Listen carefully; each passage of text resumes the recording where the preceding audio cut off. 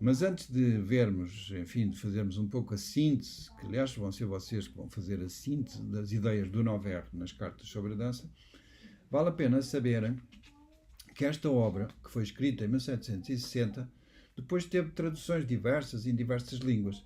E já agora ficam a saber que no final do século XVIII, em 1791, começaram a ser publicadas estas cartas, não foram publicadas todas, foram apenas publicadas 3 das cartas do Noverre, no jornal português, no jornal enciclopédico português, em Lisboa, que publicou 3 das cartas, sem indicar, no entanto, o nome do Noverre. Curiosamente, uma espécie de plágio, mas na altura não havia muito cuidado com isso.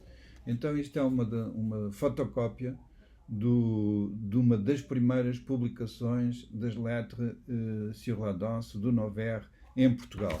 Isto aconteceu em 1791 em Portugal.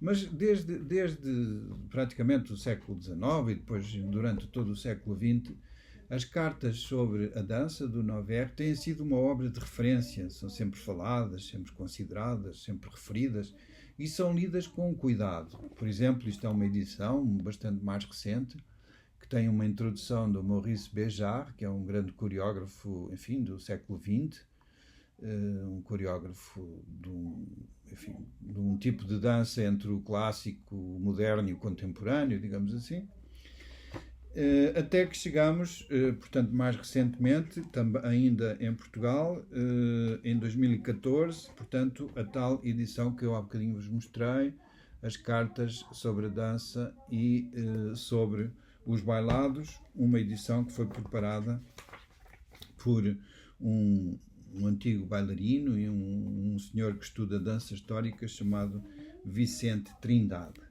Portanto, estamos a falar em 15 cartas, né? Na origem a edição tinha este aspecto.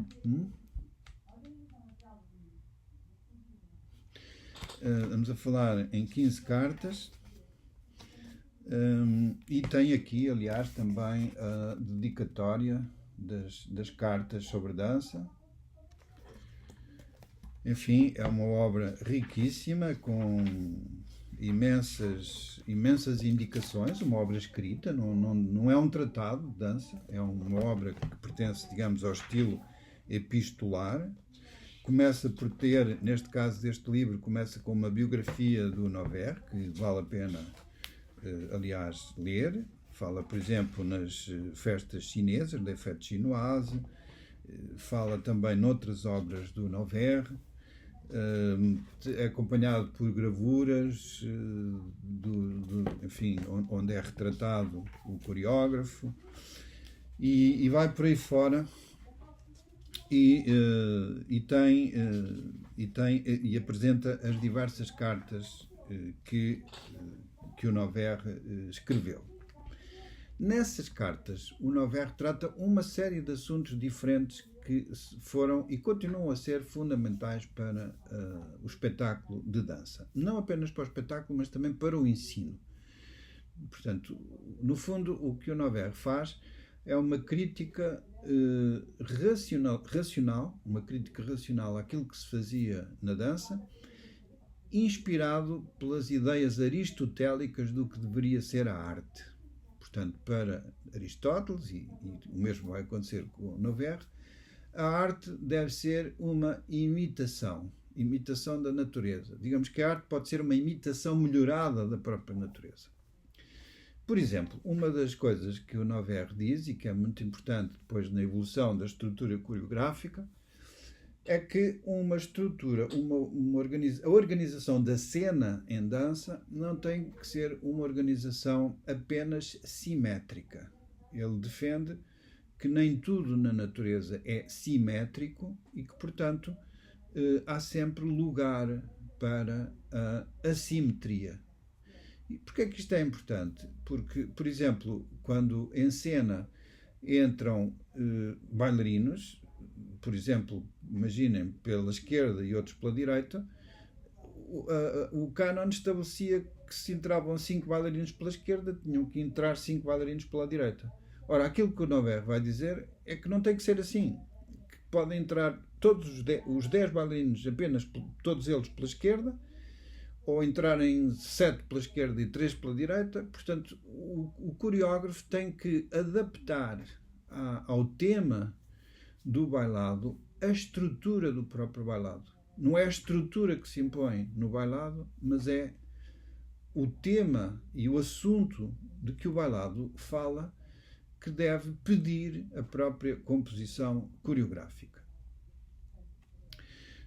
Da mesma maneira, por exemplo, o Noverre não defende o bailarino que seja um mero executante. Ele acha que o bom bailarino não é aquele que executa tecnicamente bem. O bom bailarino, bom, esse pode ser bom, mas não é o bailarino que ele quer.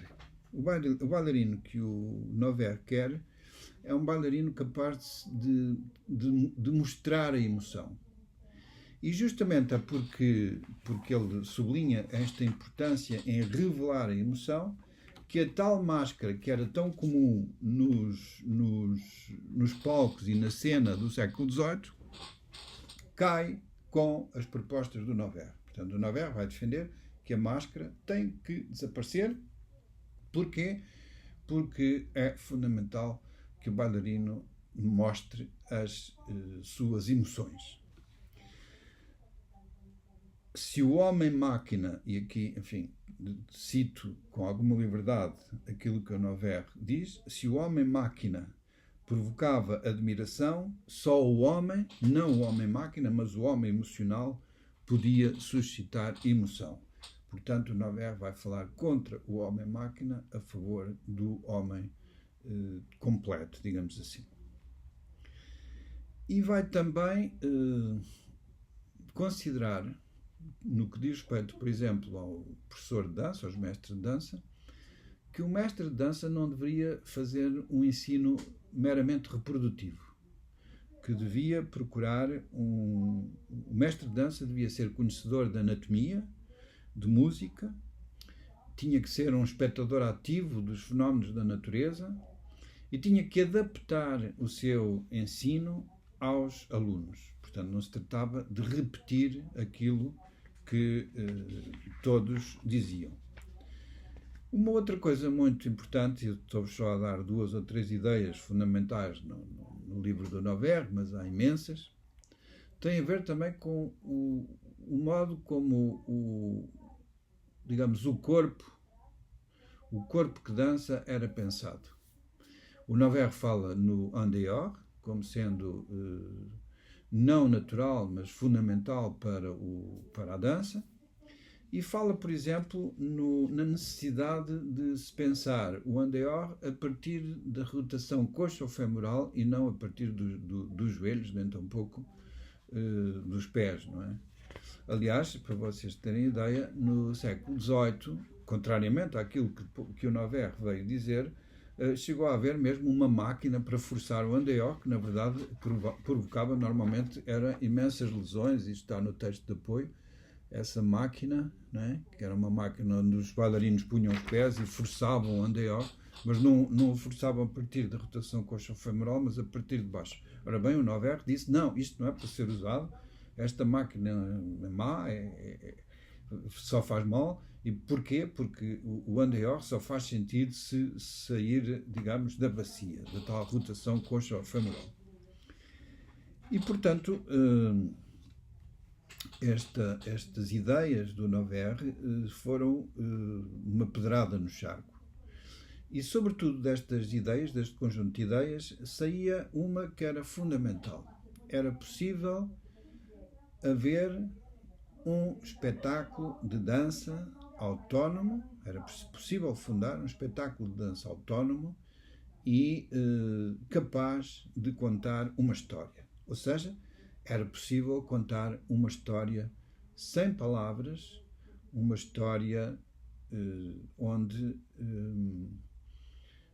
houvesse uma ação que fosse compreendida pelas pessoas e uma história que emocionasse o espectador. Portanto, a dança, por si só, era capaz de se ligar dramaticamente ao espectador.